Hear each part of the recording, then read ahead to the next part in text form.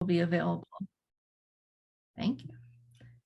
Live transcript will be available if you need it. Just there's a CC on your toolbar down there at the bottom, and you can use live transcript if you need it. This is our agenda for today. We'll do our check-in question. We'll have a few discussions, a debrief of last meeting. We'll get some final updates on Ready, Set, Go and the PFEE assessment tools, and then Bev will give us an engagement opportunity update. All right. So this is our check-in question for today. We had it in the previous meeting and I love it. It's so fun.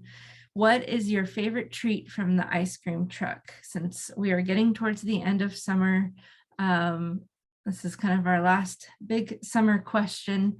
So let us know your name, where you're calling in from, and what your favorite treat from the ice cream truck is. And I'll start at the top of my list here with Barbara.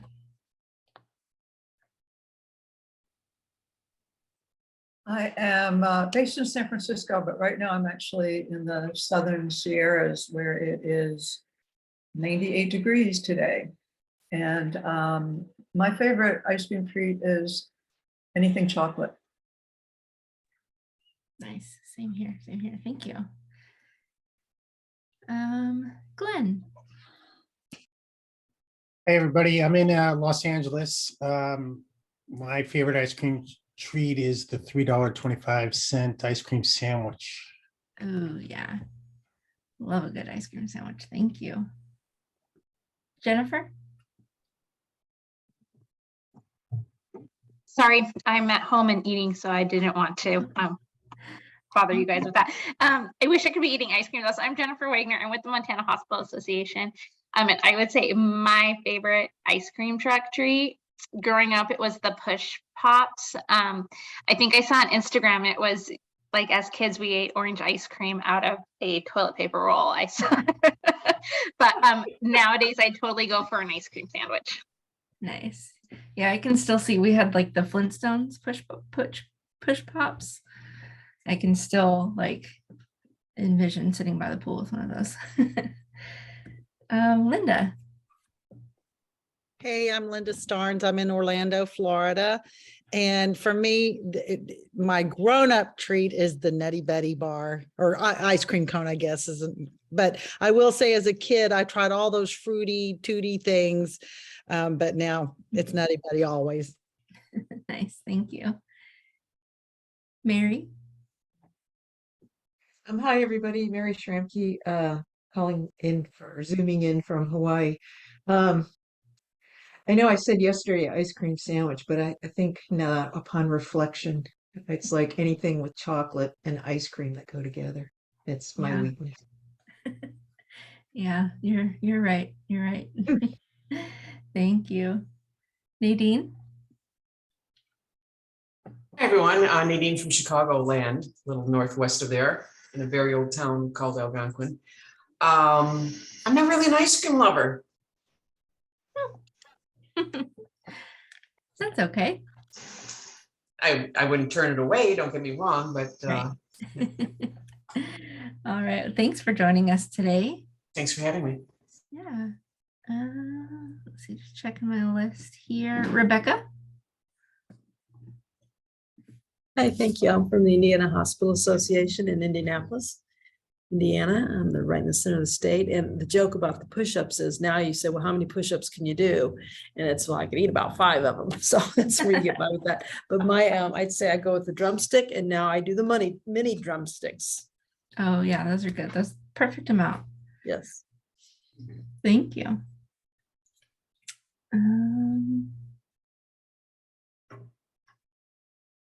Shauna.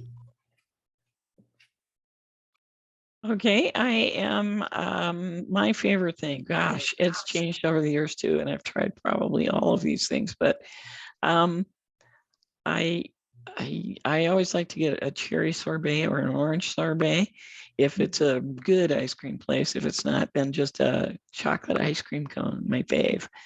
And I'm from Fruta, Colorado, and at Family Health West. Great, thanks for joining us. Welcome.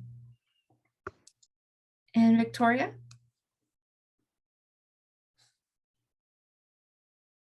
There we go. I'm from Dillon, Montana. I'm with Barrett Hospital and Healthcare.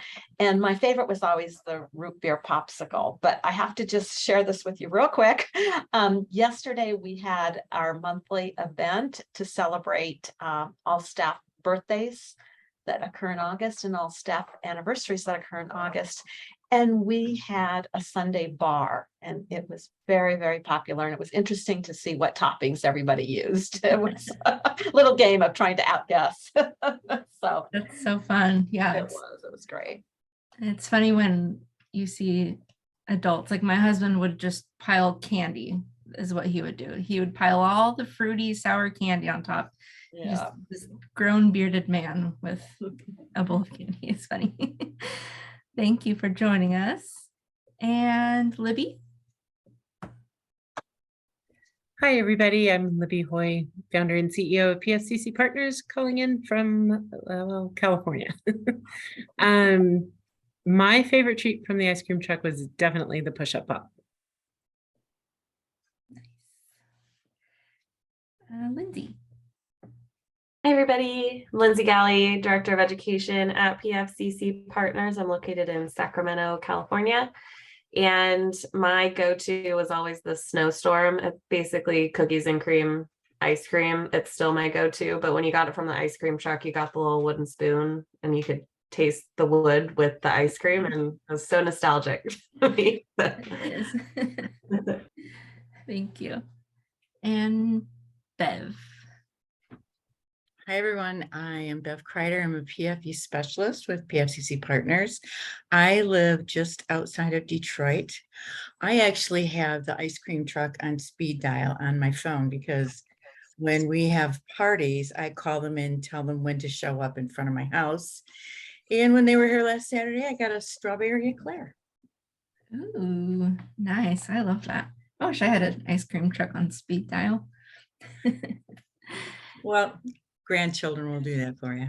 Very true. Very true. Thank you. Did I get everybody? I think so. My name is Laura Jackson. I am the Director of Communities at PFCC Partners. My favorite was always the Choco Taco. Unfortunately, it's been discontinued like last week or something like that. It was sad day, but yeah, that was my favorite. Did I miss anybody?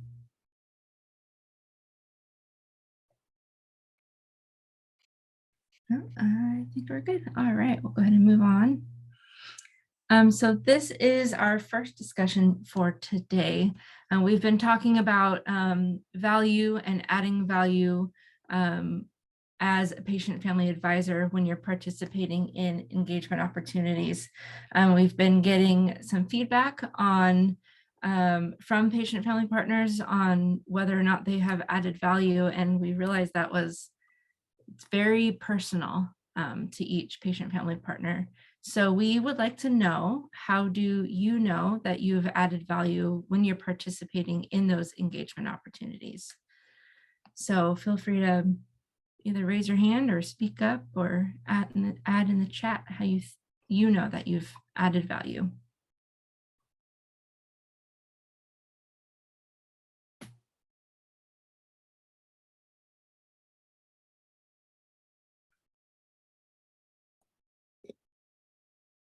And just to give a little bit more context in thinking about this, it's an important topic for discussion because we really do want to capture the value that we're adding to our partnership with Cynosure Health. And so, as you know, on the engagement evaluations, that's one of the questions we ask. And so, as Laura mentioned, our conversation with our Patient Family Partnership Council members showed us that it is really diverse by person in terms of how you how you know you've added value. So for some, it might be something like, somebody told me afterwards that I added value. For others, it was others we've talked to outside the Partnership Council, it was that I was compensated for my time and my efforts. Others were really rooted in what kinds of outcomes resulted from their participation. So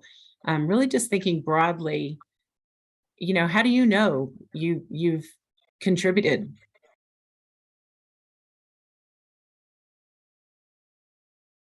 Linda, oh, sorry, Laura. It's okay. So, I mean, this is kind of hard because it could sound braggy, possibly.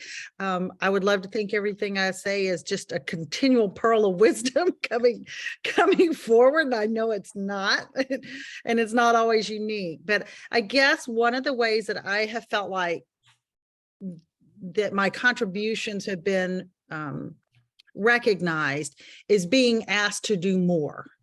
The request to do some other activity, whether it's helping to write something or present or whatever, but there's a next step that I'm asked to be involved in. It tells me that I must be doing something right.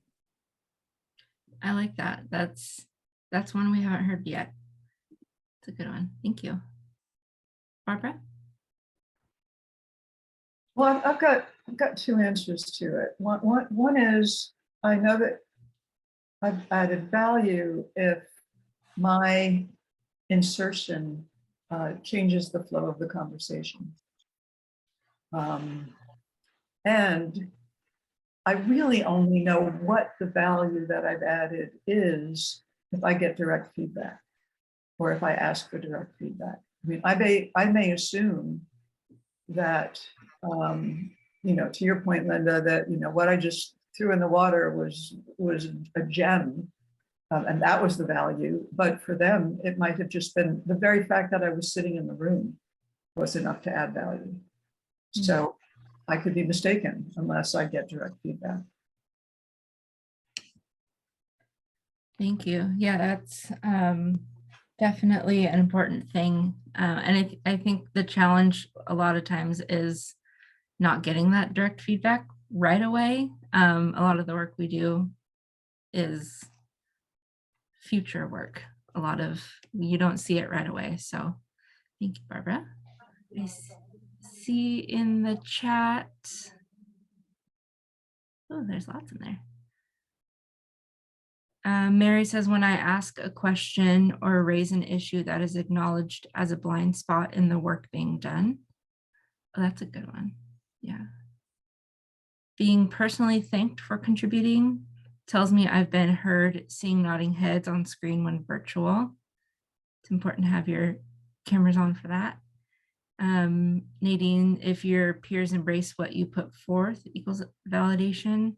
And I don't always know if we added value, but it helps if there is some feedback and see what changes come about. Nadine? Sorry about that, I'm a little slow on the draw here. It's those aha moments where, the audience just reacts so favorably. And you can be a little off course and you got to take the criticism and be steered in a better direction. But to have those aha moments, like, why didn't anybody do that before? Very true. And I feel like when you have an aha moment yourself too, that is self-validation as well. Victoria? I love what Barbara said. I think it's so true. When you have that immediate feedback and reaction, that does let you know that you've added value. And you ladies are wonderful at that. You always comment after somebody says something.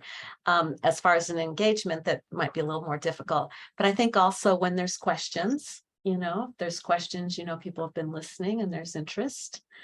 And then when none of those things happen, when you're like inserted into the opportunity and you have your few minutes and it goes on to the next, it's really difficult. I think you just have to, afterwards take a moment and sort of self-evaluate. So that would be how I know or don't know. Right, thank you. I love that. I'm sorry, Laura, I'm just going to jump in really quick go for because it. I love the self-evaluation piece as well. I think that is a part of how we continually grow and strengthen our partnership abilities. So I think that's a piece of it too. Mhm. I was going to say exactly that. Oh, sorry. No, it's I'm turning over facilitation, but apparently not very well. So no, it's all good. Anybody else? So this is not a comment, but it's a question. Has there ever been any attempt to gauge this through some type of actual data collection or gauge return on investment of having family partners and this? I just am curious to know if there's ever been anything done that more formalizes this particular question with some actual backup research.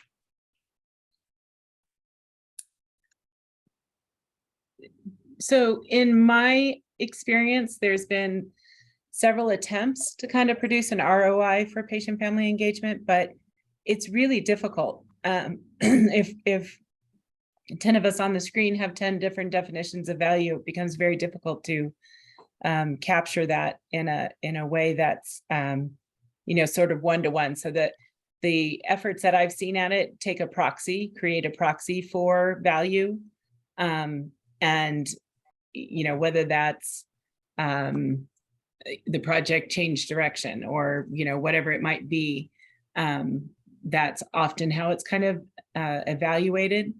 I think one of the things that's become important to us as well is to continually make the value statement. And so having these kinds of conversations about how do patient and family partners feel when their time is valued or their efforts are valued.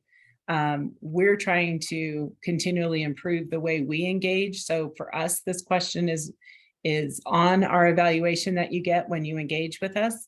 And so we just kind of wanted to understand more of what's underneath that question for a lot of people, if that makes sense.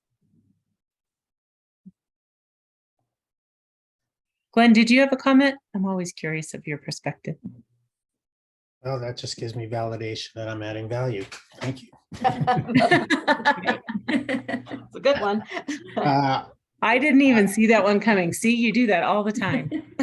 I think maybe there's a short-term and a long-term way to look at this. In the short term, I think adding value is maybe where you can, if there's if something comes up in a meeting and you then are participating in the follow-up action, you're contributing value, then you feel like you've been contributing. The other long-term one, which is hard to do, is putting a measure around that, which you just talked about. And one thing would be outcomes or something like that. And it's difficult to do that. So I think this question really more focuses on the short term. So the first part of my answer applies a little bit more in there. Just being asked to participate on stuff makes you feel like you're valued. Great, that's very helpful. That kind of ties in with what Barbara said in the chat, is when they say my name, if they call on me and ask me a question. And I know we need to move on, but I'll just wrap up this conversation by saying we are all partners with Cynosure HQIC, which is a quality improvement organization. Quality improvement organizations, particularly those that are working at a national or regional level, it is a lot of work without necessarily documented outcomes that occur within a year or 2 years. So I want to commend all of you for your patience and grace when we can't necessarily turn back, this is how you impacted beyond this particular tool that we're creating. But then I know you're thirsty to know, I'm thirsty to know, did the Ready Set toolkit help anyone? Did it reduce readmissions? We're not going to know that for years. And so that's really the complexity of quality improvement, as opposed to if you're partnering on a research project or a project with a finite, sort of outcome, predetermined outcome. So I just kind of want to, level set that with all of us as well. Right. Libby, this is Mary Shrimpy, and I would second that emotion, that, and I think Glenn, you mentioned this, is there short-term and long-term Yeah.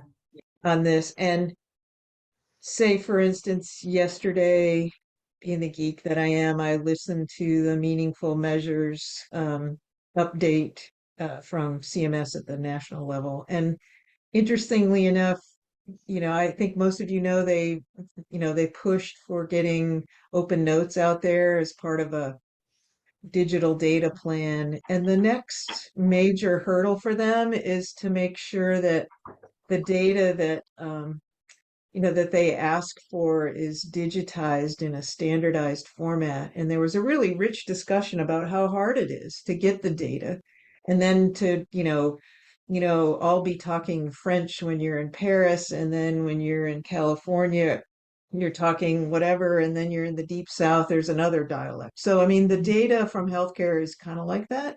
And they're really struggling to figure out, the right standard, because if you make it a standard. So the good news is, that they're at least working on it. And the bad news is it's going to take years. So I think for me, that's, I try to look at it as a reason to stay engaged, because if I let the ball drop, then it's just going to drift and not get done. It's true.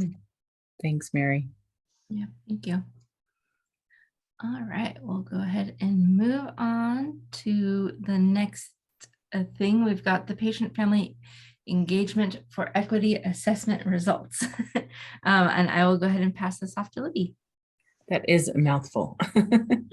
So some of you may remember that we being PFCC partners is as the patient family engagement organization on HQIC.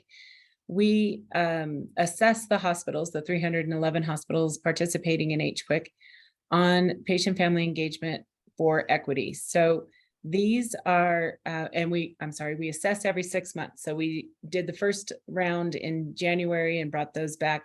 And now we've done again here in July/August.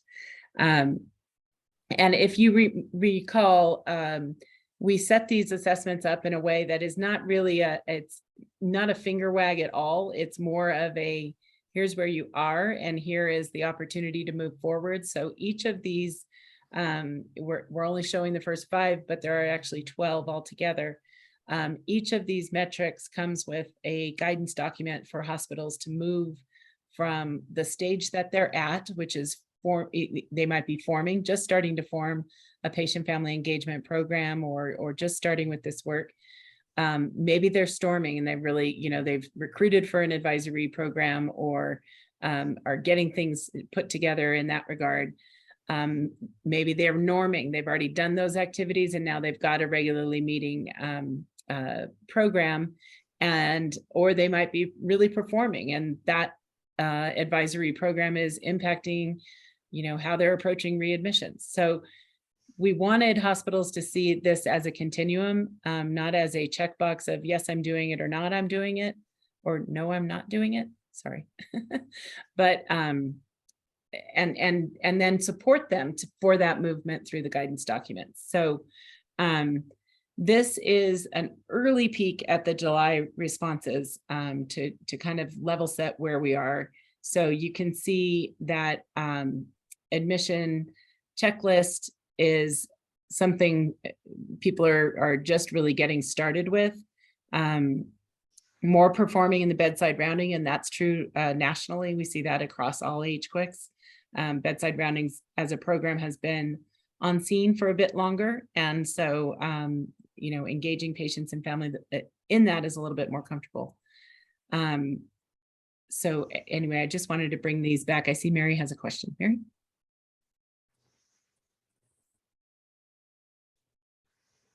Oh, wait, you're good. Yeah, sorry, I had technical difficulties. The question for you would be, I remember, maybe you can help me out, if in that continuum, there's one more that goes beyond patients advising, and like the next stage would be, patients in decision-making roles, like leadership kind of thing. And I was wondering if there's a way to put that out there as a placeholder, so that people would be encouraged to see this as part of the continuum, if you will. I don't know if you thought about that. So I have thought about it actually a lot, and so has CMS, who gave us these 5 metrics. So the leadership is mentioned in metric number 5 in terms of decision making. If it changed a little bit from the last time around, but in any case, it is mentioned. And certainly in the guidance documents, we give lots of examples of what that looks like. So yes, definitely thinking about moving that into organizational decision-making, board representation, all of those kinds of things, or at a minimum, connecting your PFA program to your board. Great question.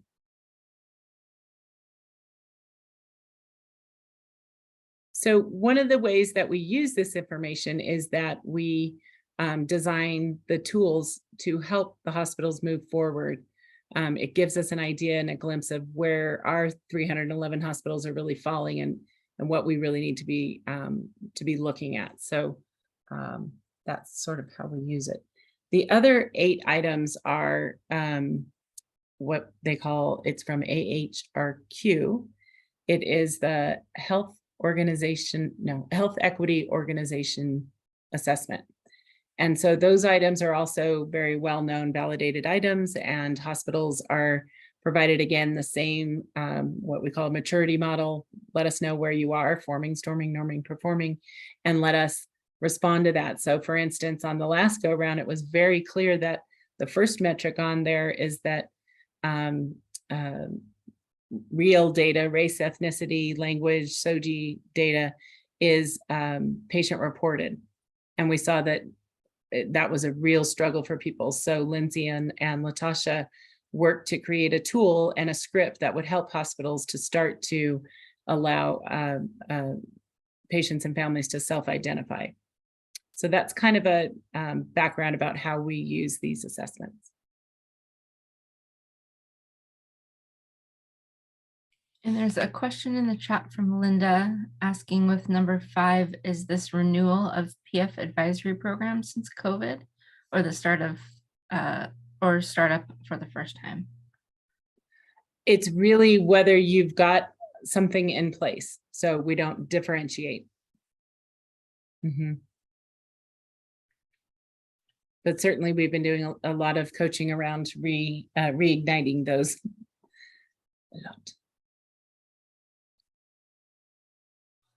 All right. Go ahead and move on to the next slide here, and it's still with Libby. Yay. Ready, set, go. Oh my gosh, what a process and a great effort this has been on all of everybody's parts. And I think most of you on the call have contributed as well. So just as a reminder of the process, we first gathered patient family partners insights around admissions, around bedside rounding, and around discharge, and then the thoughts around where the connective tissue lies between those activities.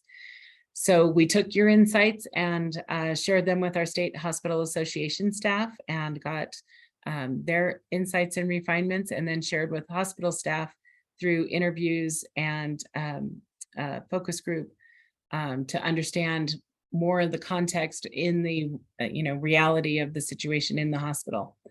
So with that, we also held the Shark Tank, where we had staff and patient family partners really ask the hard questions about this tool. And from that, refined it even further. And I'm really excited to say that the tool is now in production with the talented graphic designers at Cynosure. So where we landed, and I'm so excited about it, I can't wait for you guys to see it. Where we landed is basically and essentially I hope she gets it to 1 page. I left it at 2 pages, but essentially 1 page that really broke down the enhancement. So what we heard most was, we have a lot of this stuff in place. How do we make it better and more meaningful? And so we landed on a section for enhancements for each of those activities, which came together really beautifully and was an amazing blend of all of the insights that we got. And then in that enhancements, we created a few tools where people could, and embedded them into that one sheet, so that if people wanted more information about exactly how do I identify who's on my team, then Lindsay created a tool that we embedded into that to help them go around their hospital and figure out, who else was needed and where the pharmacy techs might join the program. So I'm very excited with how it's come out, or how it's been put together. I'm sure that Sam and her team are going to make it look extraordinary. So just wanted to give an update on all of the hard work that all of you have put into this. Just really excited. And I am going to call out Glenn, your help and your challenges have been extraordinarily helpful in making this a useful tool. Thank you. I feel very value added by that comment. I didn't just say it for that, but you really got me thinking I was doing all these other things, and you kept saying, no, come here, come here. And that was just extraordinarily helpful. So thank you for your patience. Nadine. Yeah, as I recall, correct me if I'm wrong, I thought one of the big recommendations for this whole thing to jive was to have a dedicated pharmacist. And if so, how well was that embraced? Could hospitals afford to do that? So that didn't come through as that particular item. It came through in terms of what the hospital staff and the team member. But that's, the reality is in rural America, that's not always possible. Yeah. Okay. So, yeah, while that's in there, I'm if I have learned anything about working with this HQIC, it is that, what works in Tennessee may not work in Chicago and vice versa. So we really need to provide guidance and flexibility. That's why we do these maturity models versus yes, you're doing it, or no, you're not doing it. And yes, you get credit, or no, you don't. Does that make sense? Yes, thank you.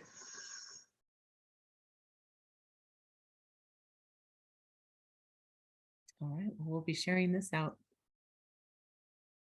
Mary, can we do a test run on the toolkit before distributing? Yes, so we're actually, the next step is to find 5 hospitals that would test it with us from the Cynosure HQIC. Great idea. Barbara. I think the point that you just made, Libby, about how each one will use it in their own unique way is so important, which means that each one is going to be coming up with very creative innovations. And I'm wondering if there's a way to track that and harvest that kind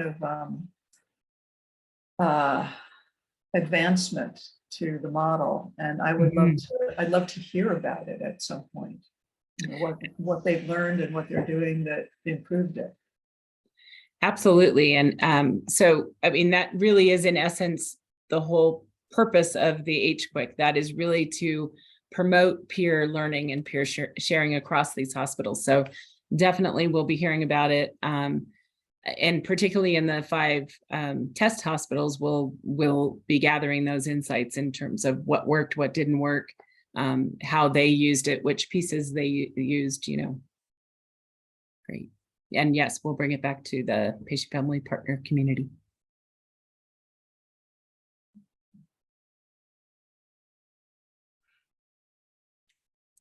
All right. Thank you. Absolutely.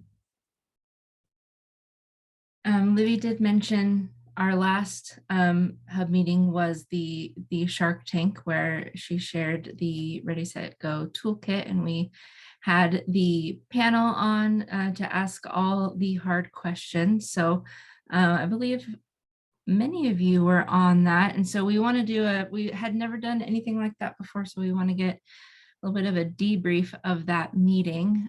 So we could start with what worked well if you were on that meeting, or if you watched the recording too. We did send out the recording.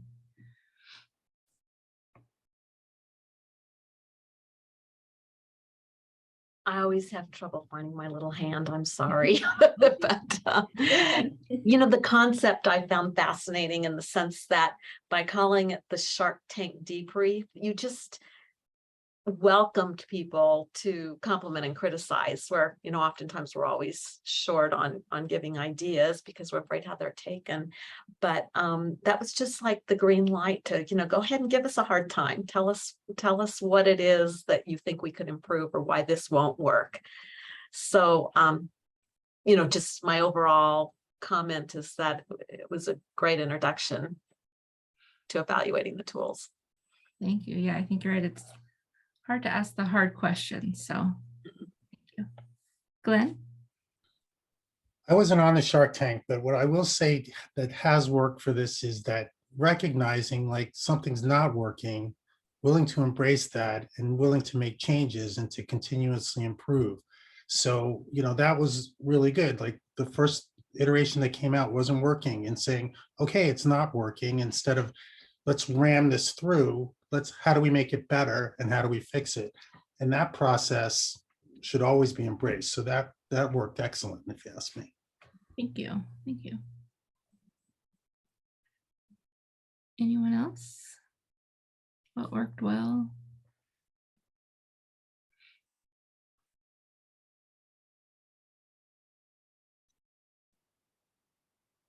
How about anything we could have improved on? Barbara? One question I'm always interested in when I work with a group is, yes, there's the thing that you're working on, and what worked well about it and what can we improve, but there's also the process of doing the work together. And I'm wondering if a question about how are we doing working on this, or what have we learned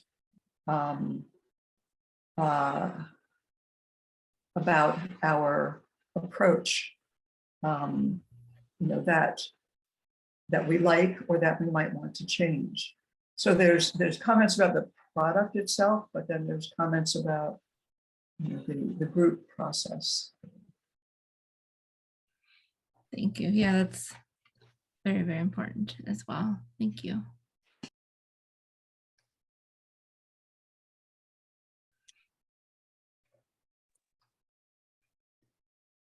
And I think that was what we were trying to get to, actually, Barbara, is the group process. Was this process useful for the group? This is Lindsay. I think it was a really useful process and a good use of time to help narrow down what was important to each of the stakeholders in the tool. I think this is something that we talked about, but if I wish the hospital shark showed up, because it would have been really interesting to get their perspective as well, and to be able to bring in that hospital perspective with patients, family caregivers, and the State Hospital Association. So I don't know if there was anything we could do about that, but no, unfortunately, she was called away on an emergency in the hospital. But yeah, I missed that too. I mean, we did have it in earlier layers, but I definitely missed it in this format.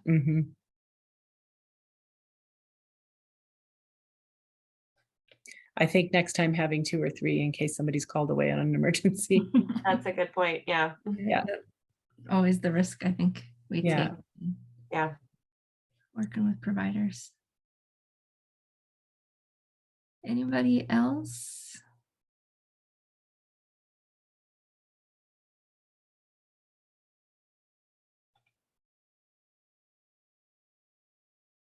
Nope. All right. Well, thanks for everyone who joined. It was a really good meeting, and Shark Tank in general. Like Victoria said, I feel like it was a good format to get those hard questions to us. So I was really nervous. You had some scary sharks. Yeah. I know, right? I did like the question at the beginning of who your favorite shark is on Shark Tank. I feel like that lightened it up a little bit. It did. It did. All righty. I'll go ahead and move on, and I will pass it over to Lindsay and Nadine. Thank you, Laura. So some of this information might be familiar to especially our partnership council members who are on with us today, but a month or two ago, we had Marianne Whitney join the Patient Family Partnership Council to talk about contrast-induced nephropathy. I am not a nurse. I am just passing along this information, giving a little bit of background to tee up for Nadine. But so this is information that Marianne presented about contrast-induced nephropathy. And Nadine has really taken the lead on developing some patient-facing material to provide more information to patients about CIN, or contrast-induced nephropathy. So wanted to give a little background and then pass it to Nadine to share the tool and welcome insight and feedback on that. So I'm just going to say CIN because that's a mouthful. It is defined as decline in kidney function, and it occurs in a really narrow time window after you have been, or after a patient has been administered iodinated contrast agent. So this happens in radiology. These are a lot of big words. Oh my gosh, I can't say it. Radiological procedures that use intravenous iodinated contrast, and they're used for both therapeutic and diagnostic purposes. So it increases the incidences of procedures related to contrast-induced nephropathy. It carries a risk of more permanent renal insufficiency, dialysis, and even death. It still is a very common and serious and complicated for patients who are at risk of exposure of contrast agents. On the next slide, just a little bit more information about contrast-induced nephropathy. So there is a higher risk for patients who are diabetic, female, have congested heart failure, cardiovascular disease, dehydration, anemia, elevated C-reactive proteins, all of those fun nursey words. So there is a high risk for a large population of patients. And this was something that I know I didn't know too much about, and I saw a lot of shock and awe when Marianne was presenting this information as well. Something that you know, isn't out there, isn't promoted to patients to be aware of, or you know, yeah, just to understand that this is something that can happen. So Nadine really took it upon herself to pull some materials together to provide to patients to help them understand, you know, the risk of potentially getting contrast-induced nephropathy. So Nadine, on the next slide, we have the tool, a little screenshot of the tool. So I'll have Nadine walk through it, how she put it together, and then we'll open it up for feedback. And I know I didn't do that justice, but like I said, I'm not a nurse. Hi, everyone. Thanks. And several of you have seen this already and helped me through the iterations of massaging it a little. I want you to know I purposely didn't take a minute to read it. It's not that elaborate, and I did it that way purposely because I didn't want it to be overpowering, and I wanted people to actually take a look at it. You know, I've had a multitude of scans throughout my life myself, and I've never been told this information. And as I get older, it's all the more apparent that I need to pay attention to this. I didn't want to make it frightening. I wanted to make it educational without being too heavy-handed. And the reason I don't think that it's too frightening is because you have to realize, you're all aware that you know, commercials these days, every other commercial is about some drug, and they tell you more of what's might happen versus what the drug is actually for. So I think that's already built into our psyche these days, and I didn't temper it too much for that reason. I will tell you, I extracted this from this CIN change package that we were shown a couple months ago and presented, and I obviously didn't take it verbatim. I took some liberties with it because instead of having that water bottle, I originally had an orange juice carton, because one of the statements within that is they will give you a vitamin C infusion if it's necessary while you're going through this scan, having this contrast. And I took that literally, and I thought, well, if they might give it to you on the back end, why not just drink it on the front end? And that was caught right away by a professional. So I'd like you guys to take a look at it too, see if you think it'll be well received. I didn't want it to be too gimmicky, but I always love to interject graphics because at least it's eye-catching. I thought it could be used both for adults and adolescents. It's kind of at that reading level, like everything should be, but I mean, you know, as far as eye-catching. I know you wouldn't have a lot of these ailments as an adolescent, but as I said, there was so much in that document, and I just tried to grab some things that I thought really could hit home with people. Not that you're second guessing your doctor about whether they have contrast or not, and good luck even getting contrast. I just had one myself, and I couldn't get it because I wasn't a good candidate for having to waste it on me. I say waste in quotes. Like she said, like Lindsay said, I didn't know about these things either. And how many doctors have I seen over the years? And I just thought it was valuable information. I hope I extracted the right things from that document. And let me look at my notes if there's anything else. There was one thing I saw in the document that I didn't include, and I thought maybe I should. And I don't know if it's specifically to GI scans, which is a time where you really need the contrast, I found out. Don't eat 3 hours before. I'm sure you'd be told that at a preliminary, you know, call, but I thought maybe that's something worth reiterating because you don't want to screw up a test. So that's it. I hope you don't find it to be too overbearing or too gimmicky. Please tell me what you'd like to see changed if you think it'll be worthwhile. Oh, look at all the hands. Yeah. Perfect. Thanks, Nadine. Let's go to Linda first.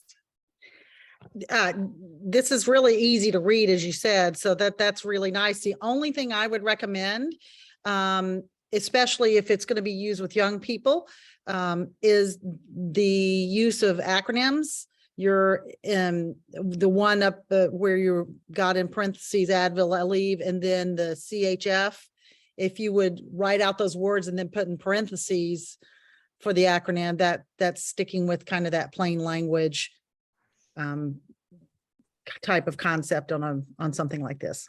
And you know, the reason I didn't do it is because I was only gearing it towards adults, but as I was, you know, we were going through the iterations of this, I thought, well, there's no reason a child can't use that. So that's a great point.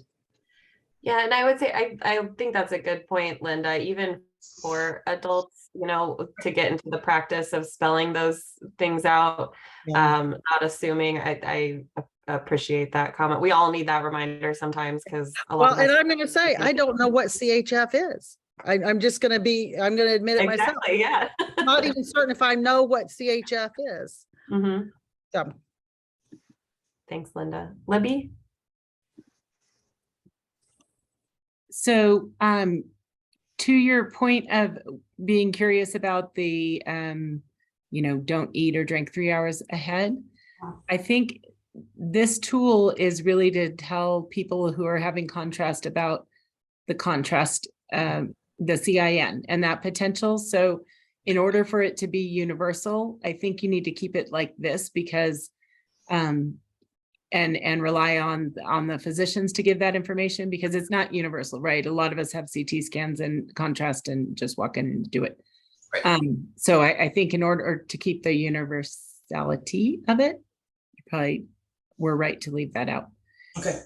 The only thing I might suggest is in that same section that Linda was referencing, I might move the block and switch it. So I think maybe your intent was to draw your eye first to the text that's in the block, but naturally reading, I read the information on the left first.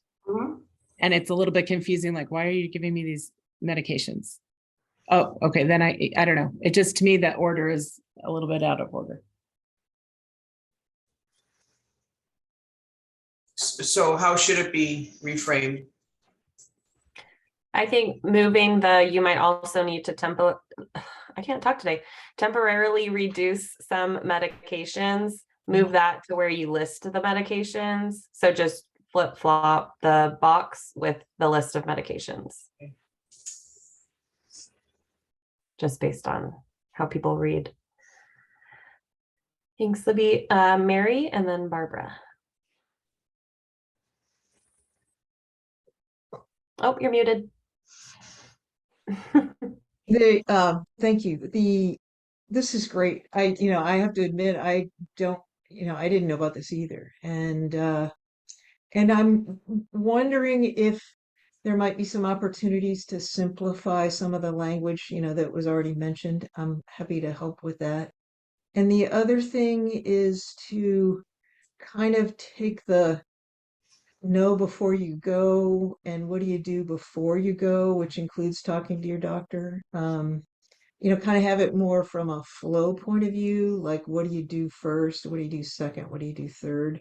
From if you know this, then what do you do? That kind of thing. So it's a little bit different layout, but it's if you're willing, I'm happy to play with you a little bit on that. Because the reason why I bring that up is that I've done some work with the folks that have kidney failure that are on dialysis, and there's a lot of educational materials out there on that. And so maybe there's some things we could, I'd be happy to look at some of those things and see, things that have already been vetted that, from the National Kidney Foundation, things like that. I don't know what work you've done. I'm just happy to try and simplify some of the language, like hypertension and even things like dehydration. Not everybody has that word in their language set, that kind of thing. So I'm again, on the kid thing, to English is not your first language, to whatever. So they're just some random thoughts, but I'm happy to help if you're interested. Wonderful. Yeah. And maybe we can share this with you, Mary, since you're interested after for additional insight, if that works, Nadine. Oh, please do. Great. All right, Barbara, I know we're running out of time. Sorry. Go ahead, Barbara. Nadine, I'm just so impressed with this, and that you just took it on, and did it, and it's excellent. We're tweaking, but it's really excellent. So I have two thoughts. Do you want to say something like what you and your family should know? Because the patient may not be the one who is, in the driver's seat, so to speak. It might be a family member. And the other thing is, when your provider determines contrast. I don't know if everybody will know what the word provider if you're not in healthcare. So maybe when you're a clinician. But I think this is, just kudos. Do you want to just make it simple and say doctor, or no, you specifically chose clinician for a reason? I don't know who orders it. Would it be a nurse who orders it, or a nurse practitioner? Or if it's going to be the doctor, then you could just say doctor. Okay, clinician, I get it now. Yeah. Great comments. Thanks, everybody, and agreed. Thanks, Nadine, for taking this on, really spearheading it. Thank you all. All right. I'm not sure who I'm passing it to next. The first step is always the hardest thing. You have to be super brave. So thanks, Nadine. Yeah, right. That's a good point, Mary. Super brave. It's a lesson in humility. Yeah. All right. Thank you all. Thank you, Nadine. I will pass it over to Bev for engagement opportunity updates. Thanks, Laura. I will be brief. You have seen this moving adverse drug event data to action request out there. We had a few close matches, but we're still looking to identify the right patient or family member or someone who has experience with an adverse drug event in hospital settings. Ideally, it's a bad word to use, but related to opioid stewardship. So we've reached out to the council, we've reached out to the hub, we've reached out a little further. If you're aware of someone who has some insight into this and who might be interested in doing a recorded interview on the subject, we'd be very interested in talking with them. So put that out there. We have one more sepsis sprint session on August 18th. Thank you to Barbara, who just had to step off, and Rose, who are doing that one. And coming up in September is the Dallas-Fort Worth Hospital Council Foundation 15th Annual Patient Safety Summit. Jan Burks from Dallas-Fort Worth area has accepted that engagement, so we appreciate her. Great, thank you. So many opportunities and even more to come. All right, and just real quickly, we have the Pass the Mic campaign from the PFA network. If you have the opportunity to pass the mic to somebody for speaking engagement, any of the engagement opportunities we pass to you, if you know someone that you can pass the mic to, that would also be great. If you don't know anybody, but you would like to pass the mic, feel free to email me. My email is here, and we will find someone from our network or someone from one of the hubs to pass the mic to. There are 3 ways you can pass the mic. You can invite someone to an upcoming meeting, request that your health system include additional voices in their projects, or the next time you're invited to a new opportunity request, just bring a friend along with you, and you can always provide guidance and support. We're also here to provide guidance and support always. So yeah, that's our Pass the Mic campaign. Our next Cynosure HQIC, I can't talk either, Patient Family Partnership Hub meeting is going to be next September 8th, same time, same place, 12:30 Pacific, 3:30 Eastern.